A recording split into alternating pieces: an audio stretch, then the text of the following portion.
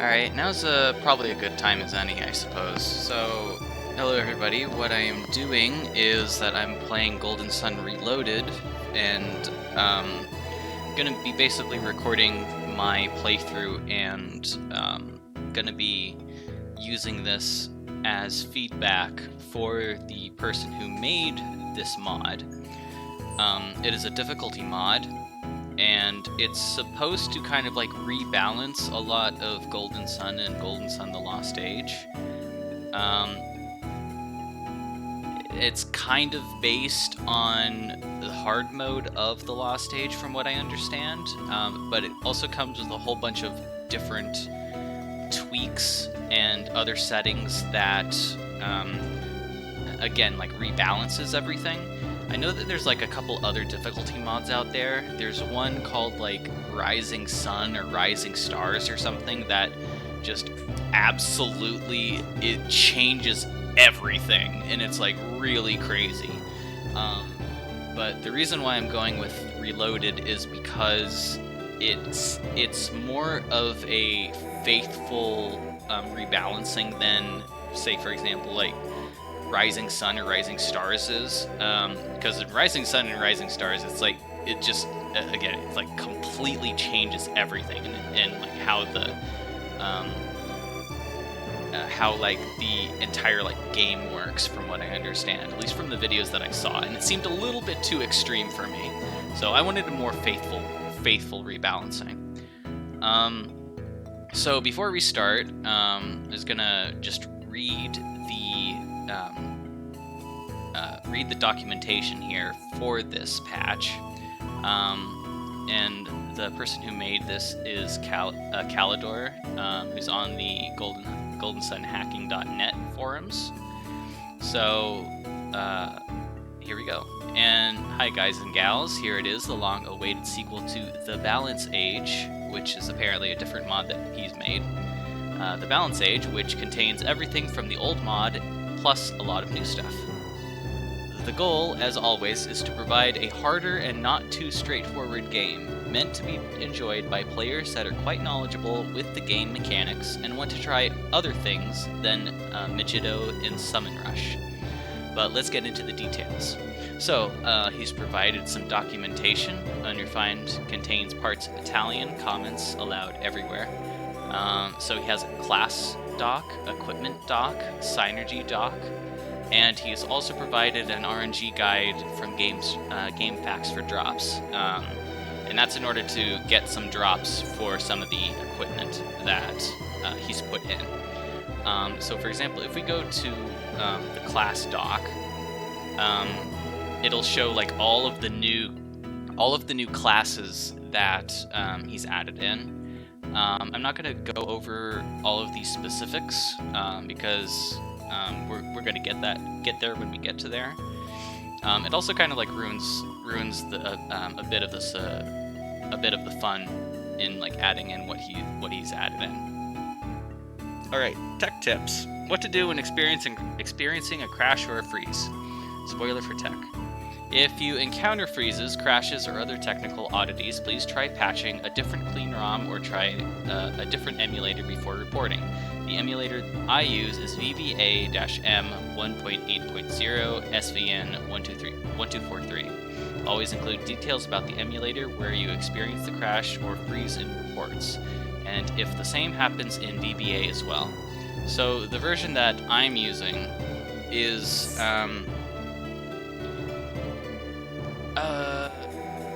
a Visual Boy Advance -M 2.1.4. So from what I understand, Visual Boy Advance kind of stopped at 1 point something, and then some other people took over and like updated a little bit more. I'm not too sure about some of the options, the little changed options that they made in version 2.1.4, but I guess this is what we'll go with, I suppose, so that's just what I'm using. Alright, so the other... Alright, so classes. New and revamped classes. New Jin, progression for item classes, stat bonuses in percentage of 5 steps, Partial classes removed from TLA, new magic resistance stat tied to classes. Here, you can find a text file that lists every perfect class setup, hence no Jin wasted, that can be created in TLA with this mod. Felix and Sheba's starting classes are now different from Isaac's and Ivan's respectively. Inspiration for their classes, both in names and spells, were taken from Rolina's class tweaks for TLA. I have not played this, or do I know about it? Jenna and Piers have a completely new set of classes made almost entirely from scratch. Jenna's classes are mostly mage-ish, while Piers's are mostly warrior-ish. Each class line has a magic resistance value, ward, in the class doc that alters damage taken from base damage attacks. For example, a 95% ward means that a character in this class will take 5% more damage from base damage attacks. A fourth 3-elemental class has been added to everyone to fill the Jin combination gap left by the other 3, so Venus/Mars characters gain the 5 Venus, 5 Mars for Mercury class, and Jupiter/Mercury characters gain the 5 Jupiter, 5 Mercury for Mars class. Item classes Item classes can go up a tier by adding 3 Jin of a specific new element instead of keeping them balanced. Full explanation here. That order for each class is Acrobat, Fire, Water, Wind, Earth, Dragon Tamer, Earth, Wind, Water, Fire, Necromancer, Wind, Fire, Earth, Water. Alright, we don't need the full explanation at the moment, I don't think, because we're still in the first Golden Sun game. Characters base stats, and starting levels rearranged. Piers levels up faster. Stats gained at level up are fixed and unaffected by RNG. His characters' base stats were rearranged to balance them out, and at the same time make differences between them more striking, because those changes are, for the most part, reflected by the stat multipliers of the base classes. For example, Sheba is now everything that Ivan was, best caster and frailest character. Ivan also gained more attack. Piers improved with more PP and HP at the expense of Felix. Piers is also a better caster than Isaac now. Mia has now second best PP, but also second worst attack.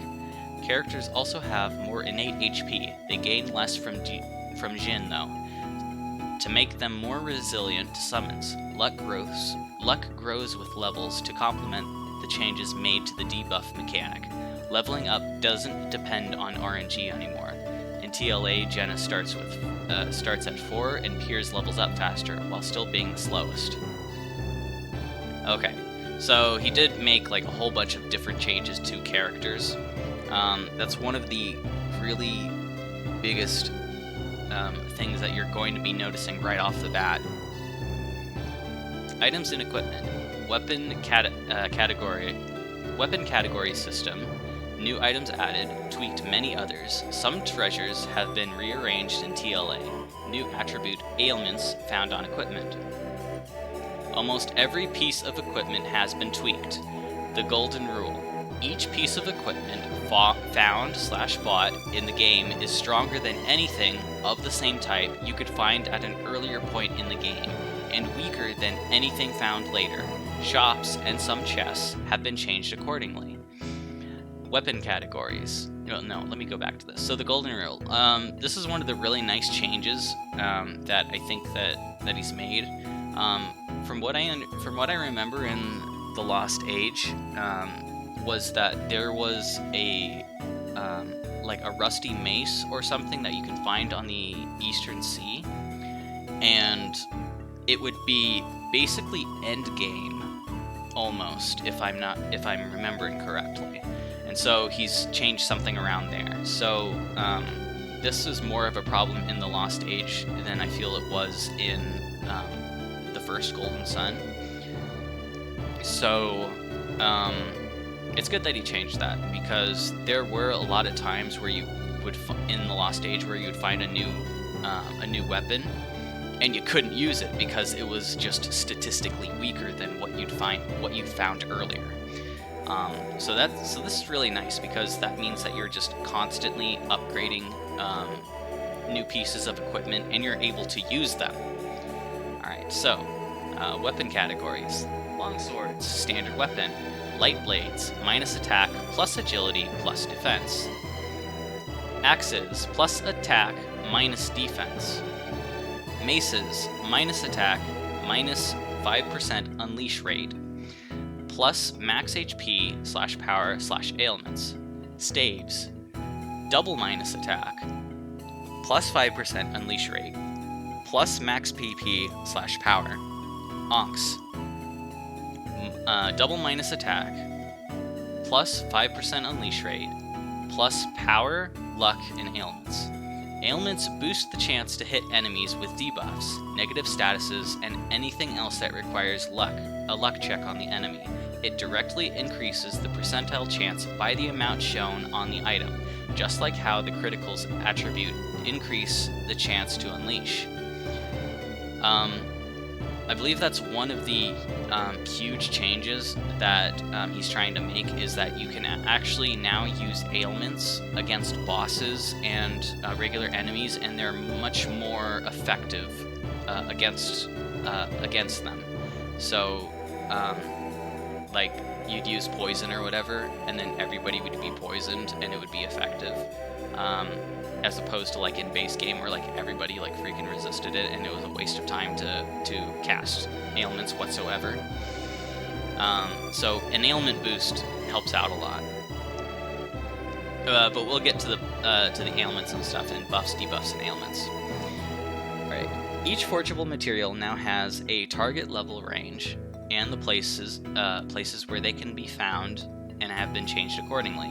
So Tear Stone, around level 21, Very Early Eastern Sea, Stardust, around level 23, and so on and so forth. So he's kind of leveled these different forgeable materials now. So, like Orichalcon and Dark Matters are very late game, and so you won't actually be able to get them until this moment, for example. But again, that doesn't apply to the first Golden Sun game. But that's just what we're gonna be looking forward to. All right, unleashes.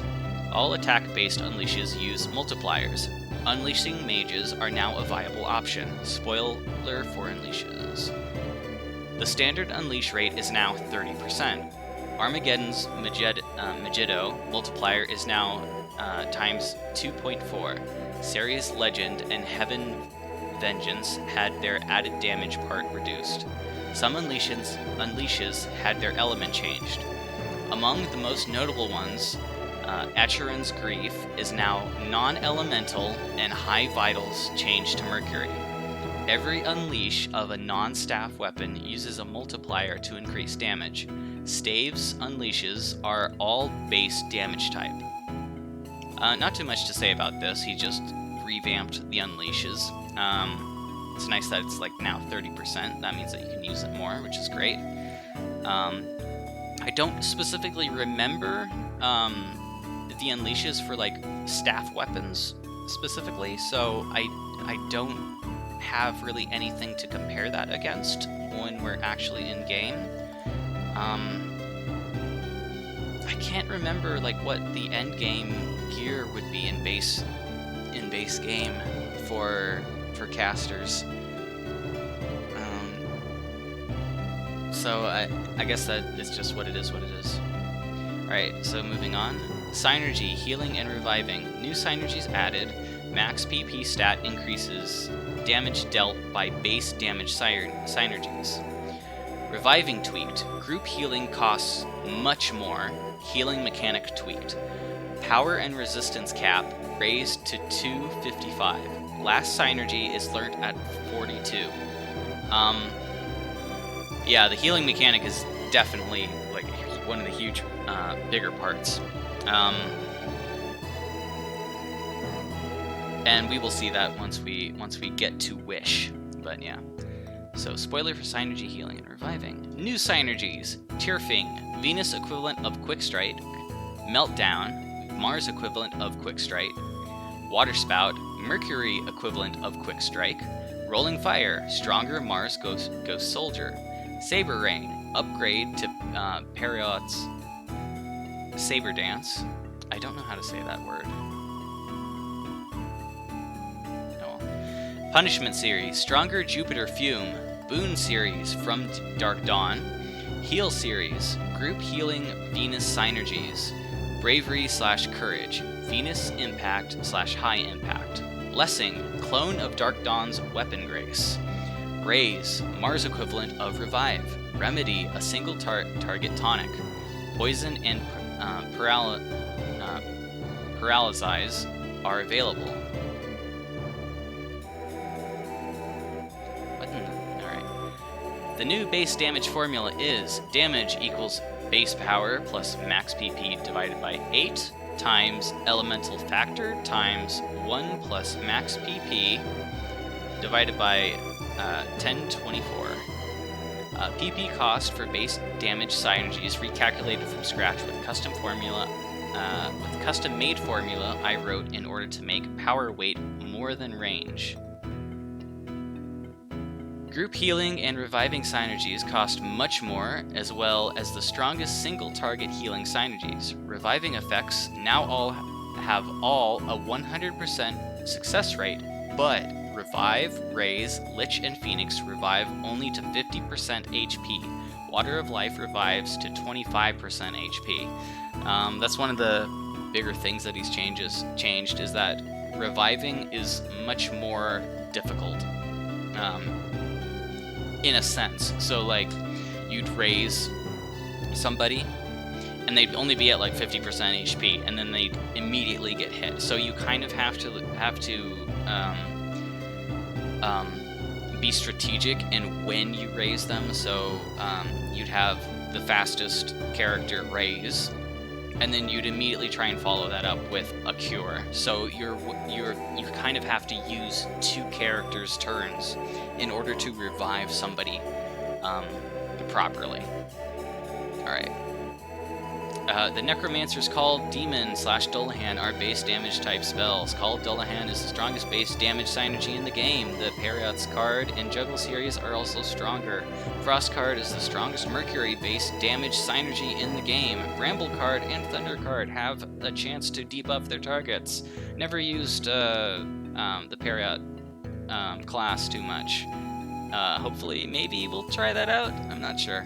We'll see how it goes. Drain and Side Drain are stronger and never miss. Side Crystal restore 200 power points. Interesting. Endgame EPAs, which is elemental power attacks. So that's things like Ragnarok.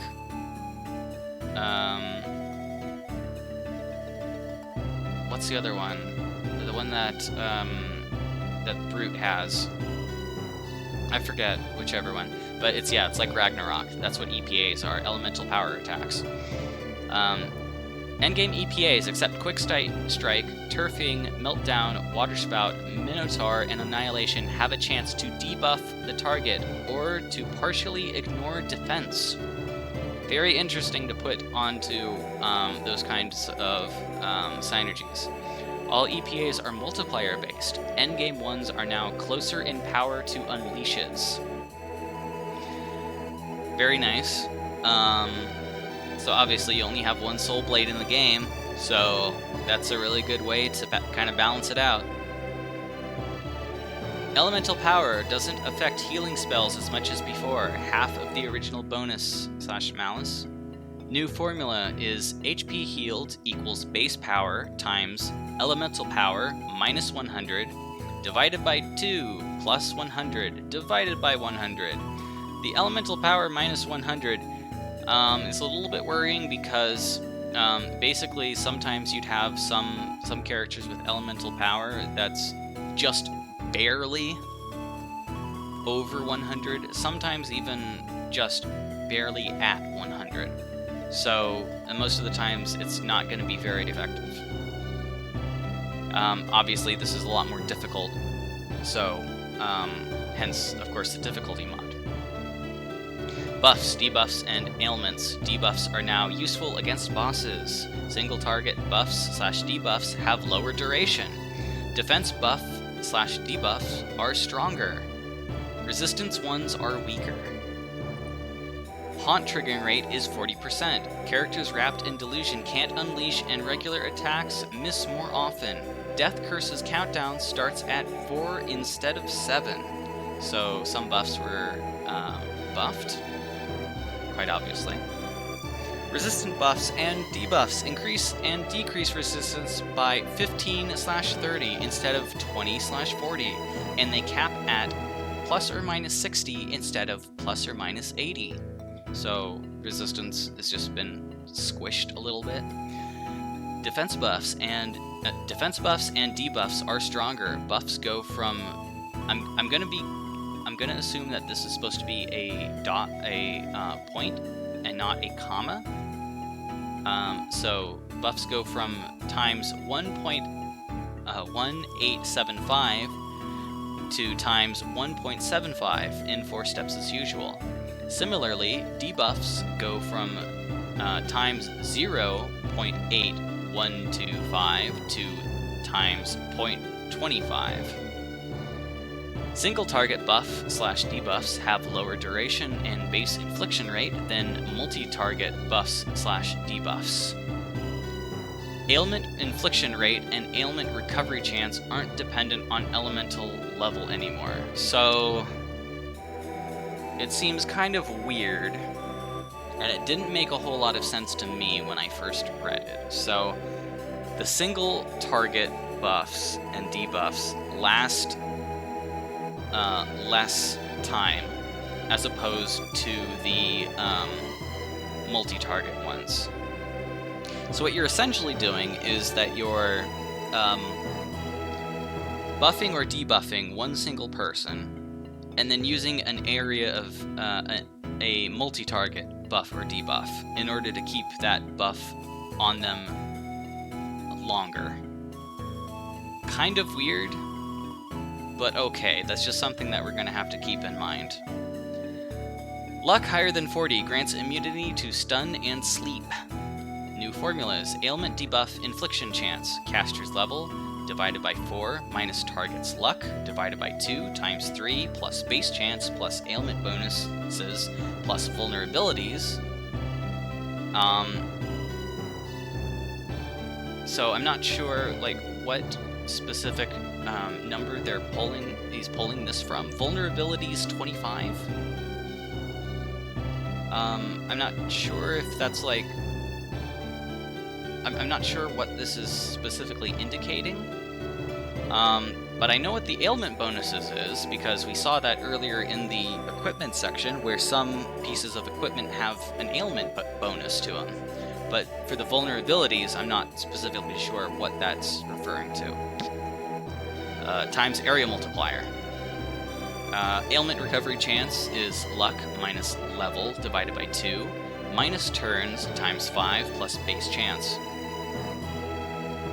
So it seems like as though the higher the luck, the less you're going to be ailmented, and the less time you're going to be stuck in your ailments. Djinn and summons. Summon rushing isn't possible anymore. Summons have been rebalanced. Most Djinn have improved. The strongest ones were nerfed. Djinn grant less HP. Chill and Mud's encounters swapped. This is probably one of the biggest things, right?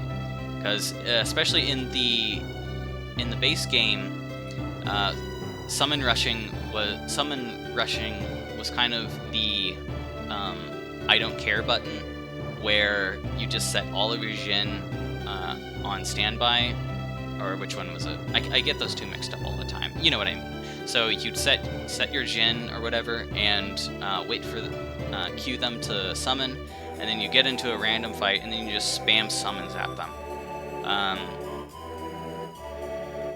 and then wait for them to recover, do it again, and then every single random encounter you just do this and then win, basically.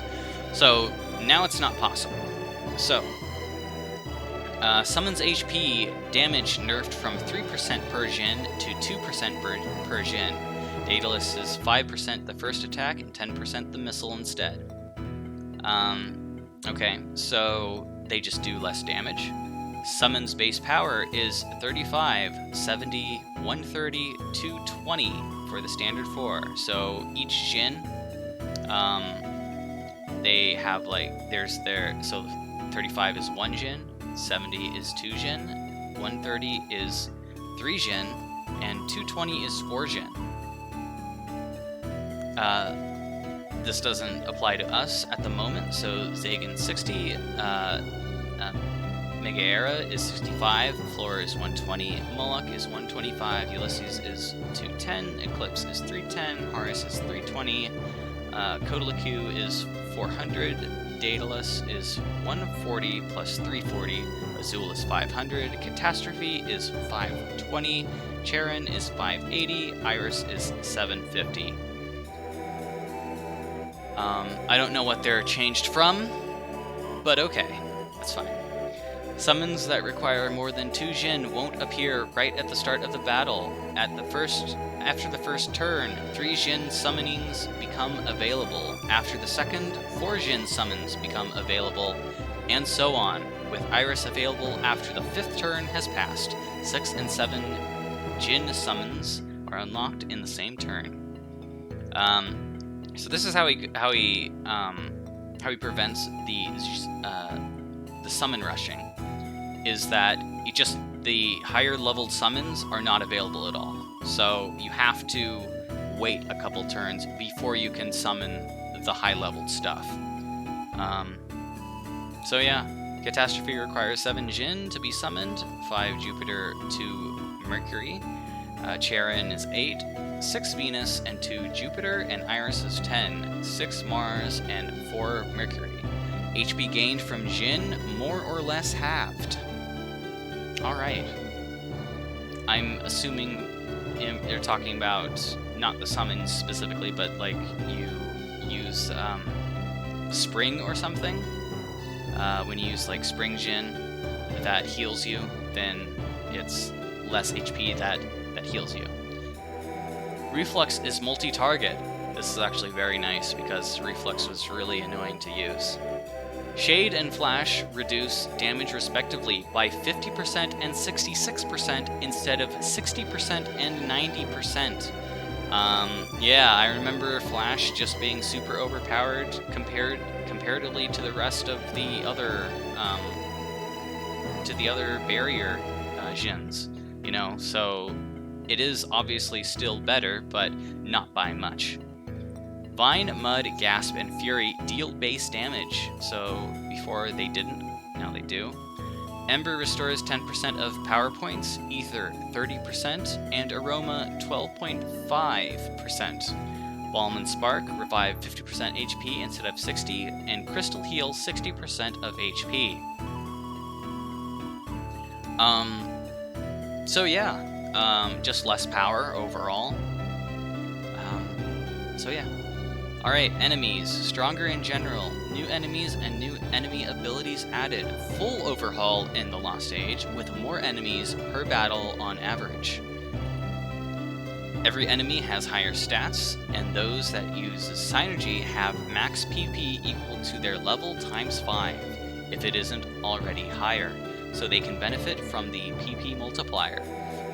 For some enemies, especially in the Lost Age, the element they're weak to got changed. I'm assuming that he probably changed them either to shake things up, or maybe they just didn't make sense to him. Maybe there was like an aqua monster, and he thought that it should have been like fire element that they were weak to or something, I don't know.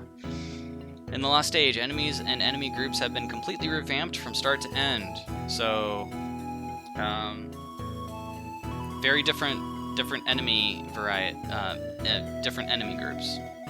For some enemies, especially in the Lost Age, the element they're weak to got changed. They just said that, so this is redundant.